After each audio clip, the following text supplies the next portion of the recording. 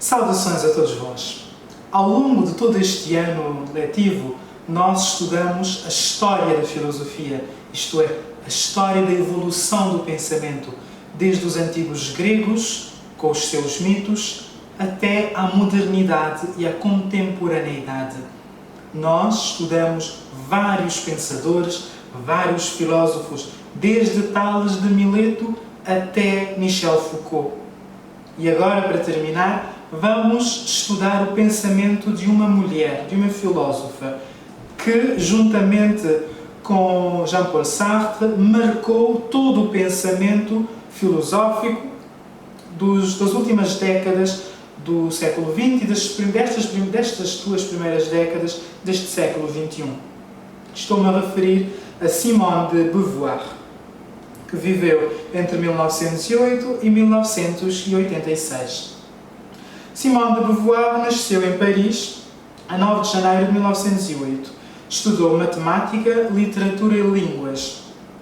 Na Universidade de Paris, na Sorbonne, estudou filosofia e conheceu outros jovens intelectuais, tais como Maurice Merleau-Ponty e o próprio Jean-Paul Sartre, com quem ela estabeleceu uma relação afetiva até à morte deste. Beauvoir tornou-se professora e editou com Sartre a revista mensal Le Temps Moderne.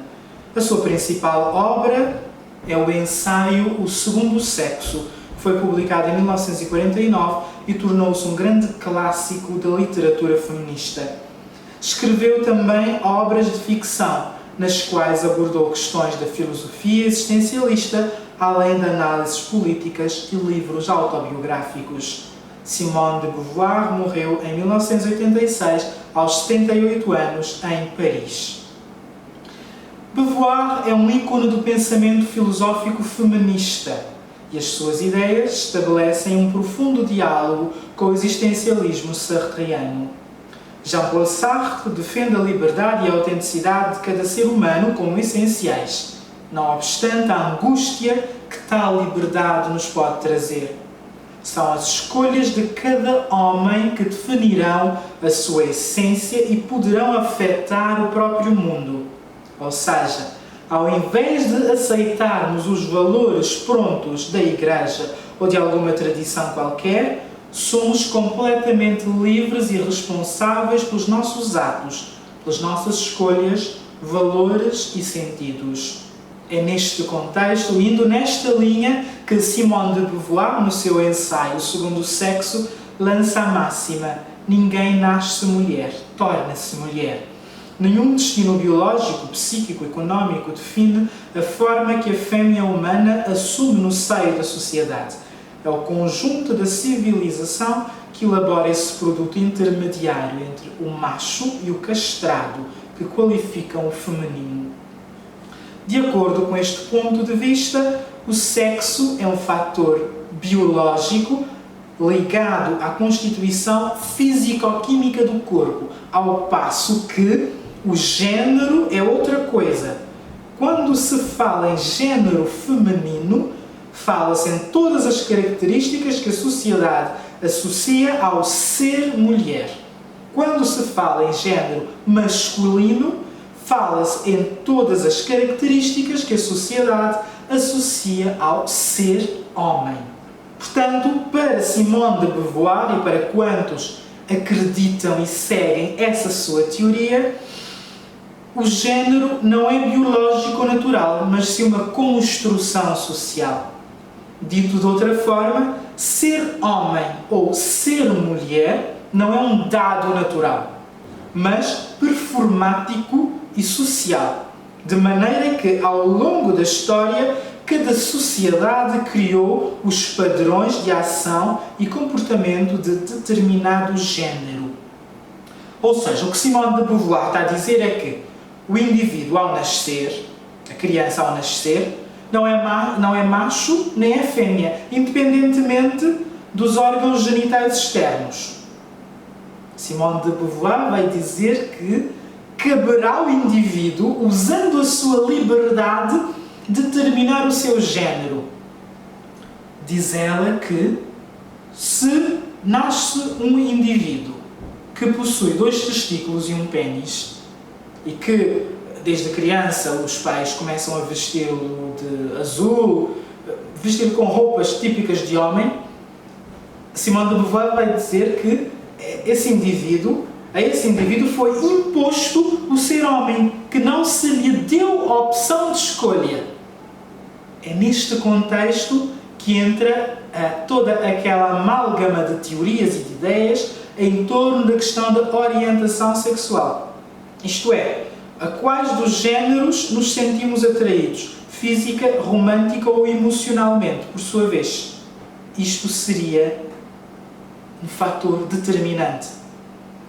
Para Simone de Beauvoir, cada um é livre de definir, identificar o seu género, independentemente dos caracteres secundários, sexuais, que o seu corpo apresenta. A liberdade de construção do género e da orientação sexual, diz ela, diferentemente do dado biológico do sexo, está em constante diálogo com o existencialismo. Para os existencialistas, quando nascemos já existe uma sociedade pronta, repleta de regras e padrões. Mas, como dizia Sartre, não importa o que os outros fizeram conosco, mas o que fazemos com o que fizeram com os outros. Nesse sentido, a liberdade de escolha de género seria uma maneira de exercermos essa liberdade existencial. Ou seja, Simone de Beauvoir deu início, juntamente com Michel Foucault, coisas que depois foram retomadas por Judith Butler, dentre outras teóricas do campo das ciências sociais e que se dedicam aos estudos de género. Portanto, é toda essa amálgama de ideias e de teorias que hoje marcam as ciências sociais. O ar que se respira em todas as ciências sociais e humanas está todo ele repleto da teoria de género, que alguns chamam de ideologia de género.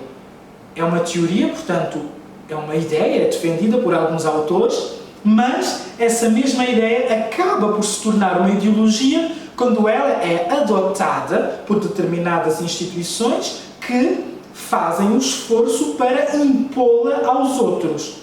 Cada um é livre de viver a sua sexualidade como bem lhe entender. Portanto, cada um, nesse sentido, é livre. Porém, a questão da teoria de género levanta muitas outras questões.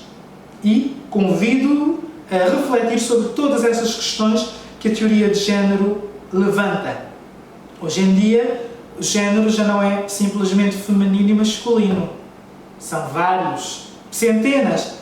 Arrisco-me a dizer que a cada dia pode aparecer um novo género, ou aparece uma pessoa que se identifica com um novo género. E nós como é que ficamos? Será que efetivamente Simone de Beauvoir estava certa e correta quando ela disse que uma coisa são as características biológicas com as quais o indivíduo nasce, 2 testículos e um pênis ou a vulva, e outra coisa é a identidade de género que cada um vai escolher, vai optar, independentemente das características físicas com as quais nasceu.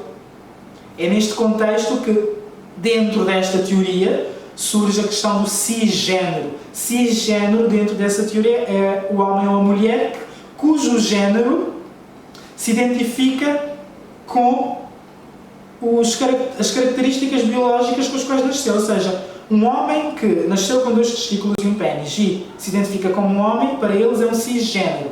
Já um homem que nasceu com 2 testículos e um pênis e se identifica como sendo uma mulher, é um transgênero. São questões muito sérias que levam-nos a refletir e convido-vos a fazer essa reflexão. Jean-Paul Sartre e Simone de Beauvoir parecem ser os autores mais importantes para muitos movimentos sociais contemporâneos.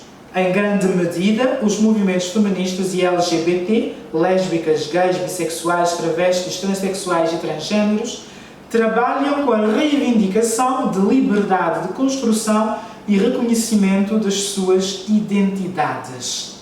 A mundialmente conhecida Marcha das Vadias, manifestação feminista iniciada no Canadá, luta contra as diversas formas de violência contra a mulher. Faz parte dos ideais do movimento combater a noção de que a mulher, devido às suas roupas ou comportamento, seria culpada pela violência sofrida. Cada uma pode escolher a sua personalidade à sua maneira, como propõe Beauvoir, não cabendo nem ao homem nem ao Estado ditarem as normas do comportamento feminino. Cabe a eles, pelo contrário, ajudar na luta contra a cultura do estupro. E você, o que é que pensa sobre tudo isto? Pegando todo este manancial de conhecimento que foi colocado à sua disposição ao longo deste ano letivo, da história da filosofia, desde dos pré-socráticos, ou antes deles, desde os antigos gregos com os seus mitos, passando por São Tomás de Aquino, Santo Agostinho, Descartes, Foucault, chegando agora a Simone de Beauvoir, usando todo esse manancial de conhecimento. Como é que nós podemos refletir sobre estas questões atuais? Será que a filosofia é efetivamente uma ciência com a qual e sem a qual tudo fica tal e qual? Será que a filosofia não tem um efeito prático, mesmo que esse efeito prático se baseie simplesmente na reflexão? Será que refletir não é útil? Será que pensar sobre as questões importantes da sociedade odierna não é importante? Pensem nisso. Foi um enorme prazer ter trabalhado convosco durante todo este ano letivo. Fiquem bem, até uma próxima oportunidade.